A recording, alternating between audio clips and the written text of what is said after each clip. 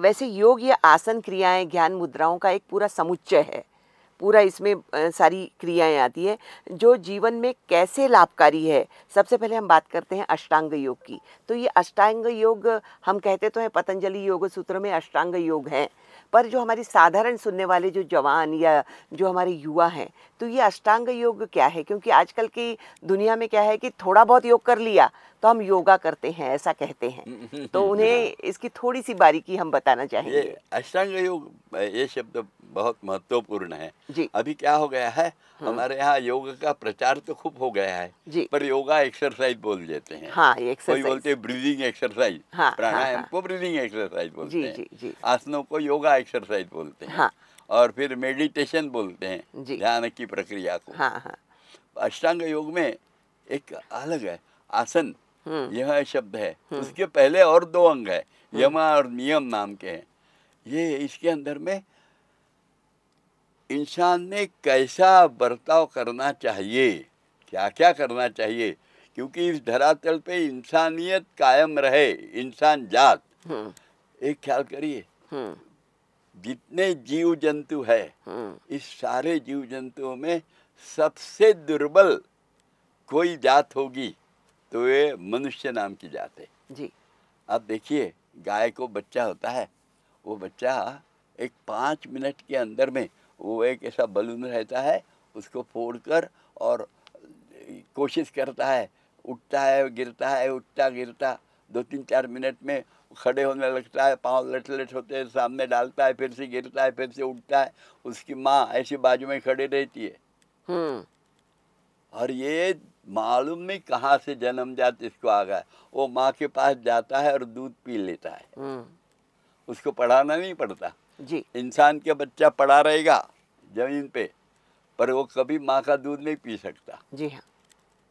वो ऐसा खत्म हो जाएगा पर दूध नहीं पी सकेगा। तो सबसे दुर्बल है इंसान का बच्चा। वो कछुए बोलते हैं ना, तो वो देखिए ना, वो कछुए 1 मील दूर और रेत में अपने अंडे डालते हैं कछुए।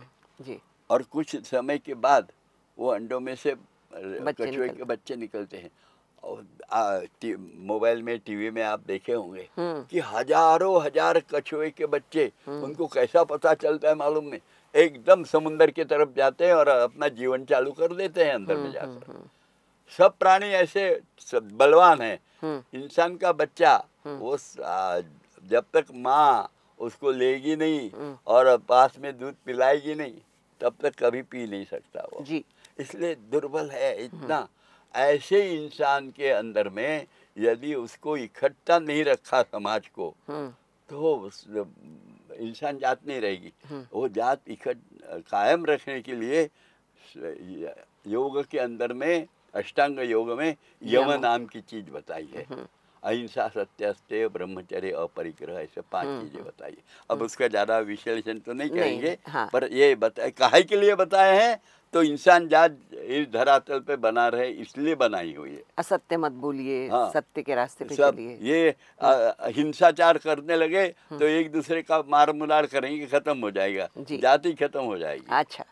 तो इसलिए अहिंसा, झूठ बोलोगे तो एक दूसरे का नुकसान करोगे, अस्तित्व खत्म करोगे एक दूसरे का। तो यम नियम ये हो गए। और नियम, फिर ये जो इंसान नाम का प्राणी है, उस प्राणी को विवेक बुद्धि है, उस विवेक बुद्धि का उपयोग करते हुए नर का नारायण होने की प्रक्रिया में जाने के लिए नियम बनाए हैं। उसमें शौच, संतोष, तपस्या, स्वाध्याय, ईश्वर प्रणिधान, ये 5 चीजें बताई है। जी हाँ। ये सब करना। अब इसका भी तो ये सब करने के बाद फिर आप आसन के लिए तैयार होते हैं? इतना करने के लिए ये असंभव है कि ये इसका परिपूर्ण पालन करेंगे। ये समझकर इसका संकल्प रूप से पालन करने का अखंड मन में भाव रखना, पर वो भाव प्रत्यक्ष में साकार हो जाए। जी। इसके लिए क्या है, आसन।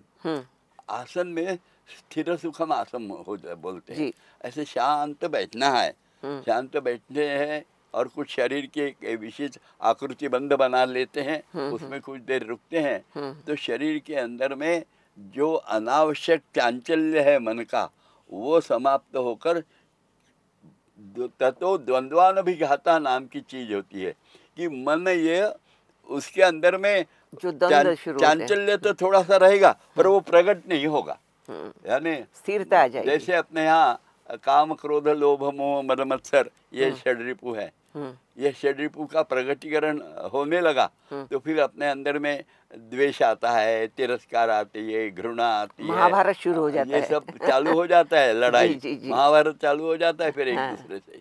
तो आसन करेंगे तो ये 6 चीजें तो रहेंगी पर वो डॉर्मेंट रहेंगी, सुप्त रहेंगी, जी। ये ऐसी प्रकट नहीं होंगी हिंसाचार में, दुराचार में, भ्रष्टाचार में, अत्याचार में, ये प्रकट नहीं होगी। आसन का ये परिणाम होने लगता है। और फिर प्राणायाम नाम के जो आगे की चीज है वो अपनी जो सेरेब्रल पावर है वो यदि 100 यूनिट्स है तो आपने सब लोगों ने तो सुना है कि कहते हैं वो आइंस्टाइन हो गया, वो कुछ 11.5% और of the total cerebral capacity वापरता रहा और वो दुनिया का सबसे बड़ा विद्वान समझा गया। जी हाँ। आज भी अभी वो कोई हॉकिंस था वो भी उसी के लेवल में था ऐसा बोलते हैं, पर बाकी सब उससे कम है। ये जो अपने 11.5 के बाद की जितनी 88.5 ये जो सेरेब्रल कैपेसिटी है उसको प्रकट करने की योजना यानी प्राणायाम है। अच्छा, प्राणायाम ये है सेरेब्रल पावर, और इसलिए उसको जो परिणाम बताया है पतंजल मुनि ने, उन्होंने बताया तथा खियते प्रकाशावरणात्, यानी ज्ञान के ऊपर अज्ञान का जो आवरण है, प्रकाश यानी ज्ञान, तो ज्ञान के ऊपर जो अभी आपने कहा कि ये ज्ञान प्राप्ति बोलो तो ये वाला जो प्रकरण है हमारा, ये प्रकरण ज्ञान प्राप्ति के लिए है। तो ज्ञान प्राप्ति करने के लिए प्राणायाम करना पड़ता है। प्राणायाम करेंगे तो अज्ञान समाप्त होते हुए ज्ञान प्राप्त होने लगेगा जी। फिर धारणा की योग्यता आएगी कि एक ही चीज में संपूर्ण मन बुद्धि प्राण सब इकट्ठा करना, और वो ध्यान में परिवर्तित होगा तो मैं कौन हूँ यह समझने लगेगा कि मैं केवल यह हाथ पांव वाला ऐसा सारा शरीर धारण करने वाला मैं नहीं हूँ, उसके अलावा कुछ मैं हूँ, ये अनुभव आने लगेगा।